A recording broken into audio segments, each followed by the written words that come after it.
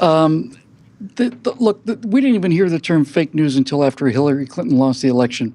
I mean, this is just an ongoing effort, Grant, to do two things. First of all, to give them some kind of an excuse to themselves why they lost. They couldn't be because she was a corrupt criminal traitor with no personality and no platform. It couldn't be after 8 years of Obama. People were just had enough of it. It can't be any one of those things, so they have to think of something, and it's kind of pin the tail on the donkey, right? Whichever sticks. Will it be the Russians? Will it be Assange? Will it be WikiLeaks? There's some reason. But the main reason this is going on is because it's another attempt to delegitimize Donald Trump. Well, and so when I look at this Democratic lawmaker, he takes it a step further, and I believe this is all part of their plan to indoctrinate our children into this liberal left way of thinking. When he talks about educating kids about what fake news is, I'm sure NRATV will be right on the top of the list. The work you do, Bill Whittle, will be at the top of the list, and they'll be pushing that on these kids. Yeah, and what they won't be pushing is CNN and the New York Times, both of which got burned badly, I think, during the last week with fake news stories, despite their layers and layers of fact checkers and so on. You know, what they don't like, Grant, is this. They've lost the monopoly on information. They know it. They know their credibility is shot.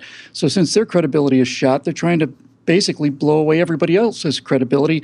And we're kind of returning to the world of early 1900s, where if you were an educated person, you might read 6 or 7 newspapers a day. You'd read the conservative newspaper, you might read the labor newspaper, you might read the foreign newspaper. And people used to get their news from different sources and then weigh the information. But they don't own the megaphone anymore. And since they don't, they've got to, all of a sudden, anybody who's not the mainstream media is fake news. Yeah, you know, I tell kids when you talk about how do you spot fake news, it's very, very simple. Who's writing it and what is their agenda? You figure out those two things, you'll be able to figure out whether it's real or not. Precisely, and this idea, you know, and this is another thing too. Donald Trump got just a lot of flack from liberals for calling out CNN, and then I saw Neil Cavuto yesterday basically listing all the times that President Obama has said Fox News, Fox News, Fox News. So it's to the liberal mindset, they sit in the middle of American opinion, completely in the middle.